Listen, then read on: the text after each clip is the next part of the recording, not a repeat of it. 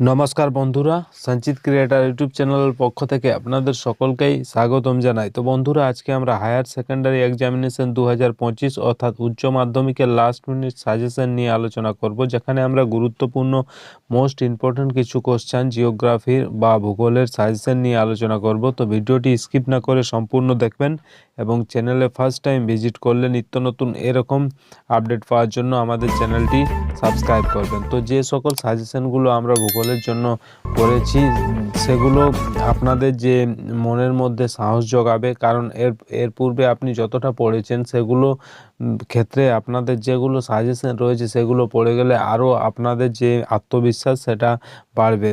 তার পূর্বে আমরা দেখে নেব যে পরিমিত এবং যথাযথ উত্তরের জন্য বিশেষ মূল্য দেওয়া হবে, অর্থাৎ যে কোনো এক্সামের ক্ষেত্রে যেটা সবথেকে ইম্পর্টেন্ট সেটা হচ্ছে আপনাকে যথাযথ উত্তর লিখতে হবে এবং সাথে সাথে আপনাদের কি বর্ণশুদ্ধি, অপরিচ্ছন্নতা এবং অপরিষ্কার হস্তাক্ষরের ক্ষেত্রে নম্বর কেটে নেওয়া হবে। অর্থাৎ আপনাদের যেটা হাতের লেখা এবং আপনাদের যেটা বানান এবং পরিষ্কারভাবে লিখতে হবে, তা না হলে আপনাদের কি নম্বর কেটে নেওয়া হবে। তো ভূগোলের যে সাজেশন বা জিওগ্রাফির যে মোস্ট ইম্পর্টেন্ট সাজেশনগুলো রয়েছে তার মধ্যে 1 নম্বর যেটা রয়েছে সেটা হচ্ছে কাঁচামালের অভাব সত্ত্বেও জাপান লৌহ ইস্পাত শিল্পে উন্নত, বক্তব্যটি সমর্থনের 4টি কারণ উল্লেখ করো। এখানে 4টি কারণ উল্লেখ করতে বলা হয়েছে, তাই আপনারা অবশ্যই 4টি কারণ উল্লেখ করবেন। কিন্তু কোথাও কোথাও কি থাকতে পারে যে 4টি কি 5টি এরকম উল্লেখ নাও থাকতে পারে, তখন আপনারা কি করে বুঝবেন যে কটি কারণ উল্লেখ করতে হবে?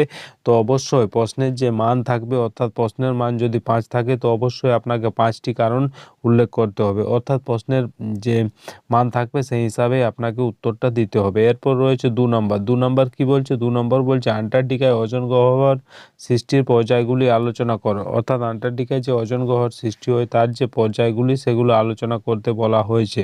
3 নম্বর বলছে জলজ উদ্ভিদের শ্রেণীবিভাগ ও অভিযোজনগত বৈশিষ্ট্য আলোচনা করো। 4 নম্বর বলছে নিরক্ষীয় অঞ্চলে সারা বছর পরিচলন বৃষ্টিপাত হয় কেন?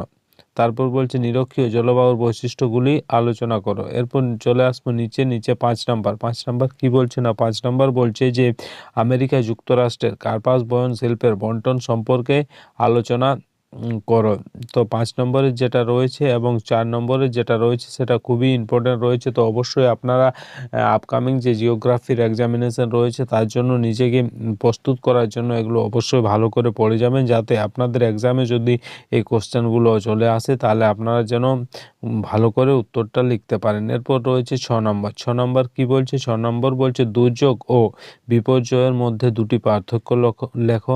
অর্থাৎ এখানে দুর্যোগ ও বিপর্যয়ের মধ্যে যে পার্থক্যগুলো রয়েছে তার মধ্যে দুটি উল্লেখ করতে বলা হয়েছে। এরপর বলছে লম্বাণু উদ্ভিদের অভিযোজনগত বৈশিষ্ট্যগুলি আলোচনা করো এবং বন্যাকে আধা প্রাকৃতিক দুর্যোগ বলা হয় কেন?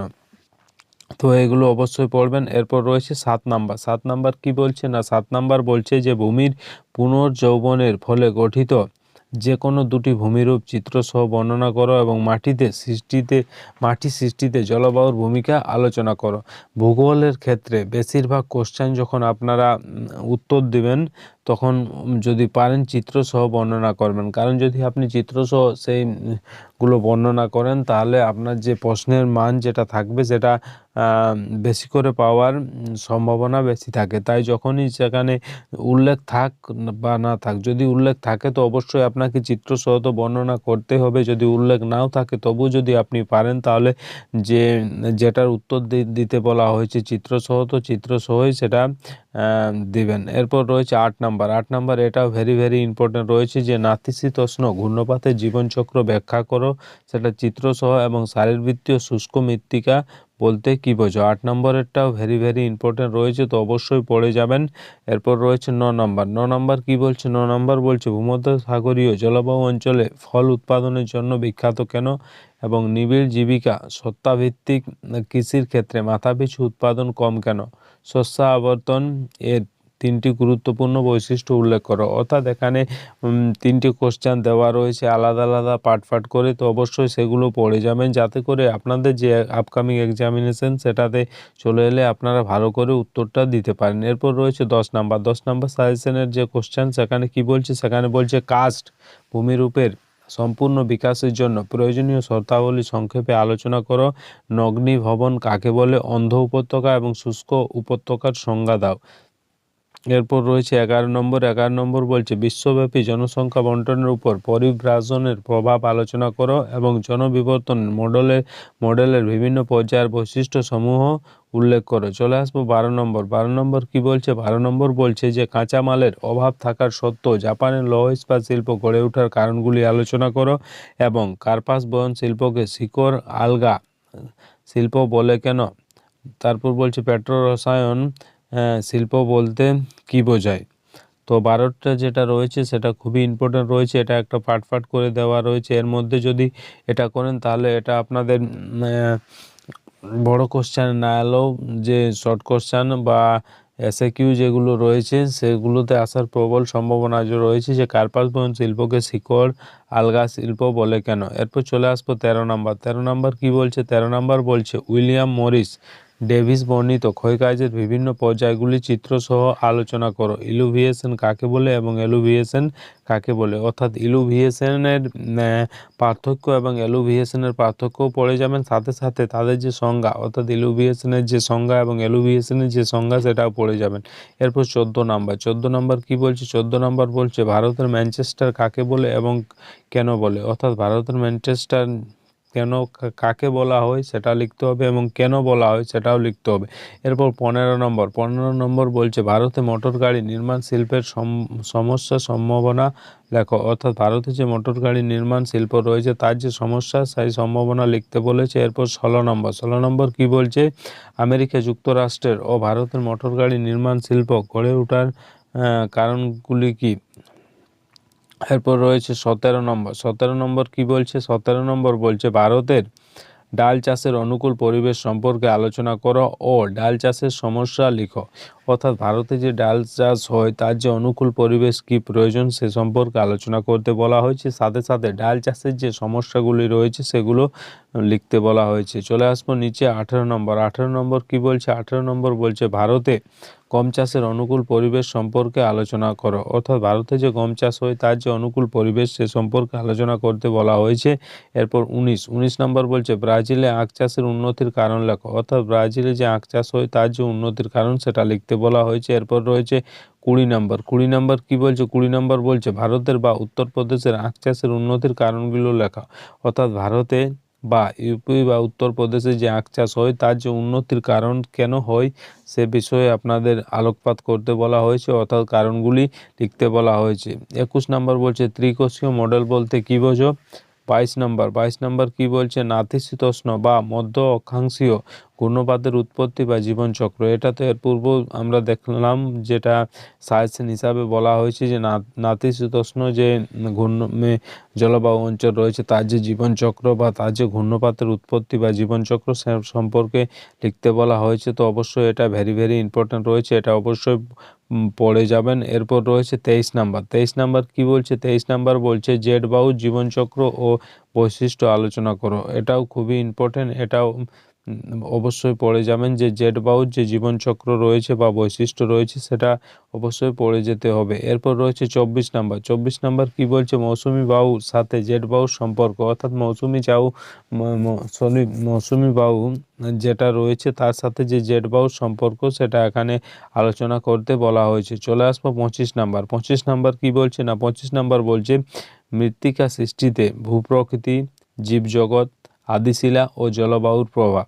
অর্থাৎ মৃত্তিকার যে সৃষ্টি হয় তার ক্ষেত্রে ভূপ্রকৃতির কী প্রভাব রয়েছে, জীবজগতের কী প্রভাব, আদিশিলা বা জলবায়ুর কী প্রভাব রয়েছে সেটা আলোচনা করতে বলা হয়েছে। এরপর রয়েছে 26 নম্বর। 26 নম্বর কি বলছে? 26 নম্বর বলা হয়েছে এরিডিসাল, ভার্টিসাল, মলিসল, অক্সিসাল, অ্যান্টিসল ও অ্যান্ডিসলের বৈশিষ্ট্যগুলি আলোচনা করো। অর্থাৎ 26-এর যে কোশ্চেন রয়েছে সেটা খুবই ইম্পর্টেন্ট, অবশ্যই পড়ে যাবেন। এরপর রয়েছে 27 নম্বর। 27 নম্বর কি বলছে? 27 নম্বর বলছে মৃত্তিকা পরিলেখ, রেগলিত, সোলাম, শারীরবৃত্তীয় শুষ্ক মৃত্তিকা এবং মৃত্তিকার পিএইচ কাকে বলে? 27 নম্বর কোশ্চেনটাও ইম্পর্টেন্ট, অবশ্যই পড়ে যাবেন। এরপর রয়েছে 28 নম্বর।